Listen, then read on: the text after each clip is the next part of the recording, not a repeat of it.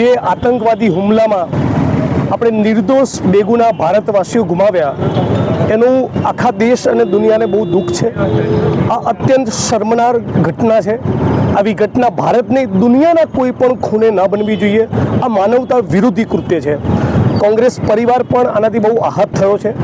અમે માગણી કરીએ છીએ કેન્દ્રની સરકાર પાસેથી કે કોઈ પણ સંજોગોમાં એવું સુનિશ્ચિત કરો કે ભારત ભૂમિના કોઈ પણ ખૂણે ફરી આવી ઘટના ન બને। આ પ્રમાણેના સુરક્ષાના છીંડા કે નિર્દોષ માણસોના ભોગ લઈ જાય એવો આપણો ભારત ન હોઈ શકે।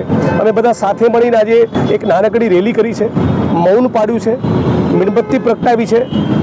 પ્રાર્થના કરીએ છીએ કે ફરી ક્યારે આવી ઘટના ન બને અને બધા જ પીડિત પરિવારો જેમણે પોતાના સ્વજનો ગુમાવ્યા એને અમારી શ્રદ્ધાંજલિ પાઠવીએ છીએ અને આશા રાખીએ છીએ કે દુનિયાની અંદર જેટલી પણ નફરત છે, જેટલી પણ હિંસા છે એ બધી ખતમ થાય। આ ગૌતમ બુદ્ધની ભૂમિ છે, મહાવીરનો દેશ છે, ગાંધીનો દેશ છે, ડૉક્ટર બાબા સાહેબ આંબેડકરની ભૂમિ છે। આપણા દેશમાં આવી હિંસાને કોઈ પણ સભ્ય સમાજમાં આવા કૃત્યને સ્થાન ન હોઈ શકે એ જ વાત અમે કરવા માગીએ છીએ। જિગ્નેશભાઈ, શૈલેષભાઈ જે મૃતક છે સુરતના, એમના પત્નીમાં ઘણો બધો આક્રોશ હતો।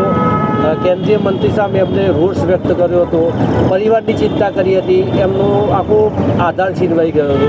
એ તમે કે હું નેતા હોઈએ કે તમે કે હું મંત્રી હોઈએ તો પણ પીડિત પરિવારની લાગણી, આક્રોશ, રોષ નીકળવો બહુ સ્વાભાવિક છે।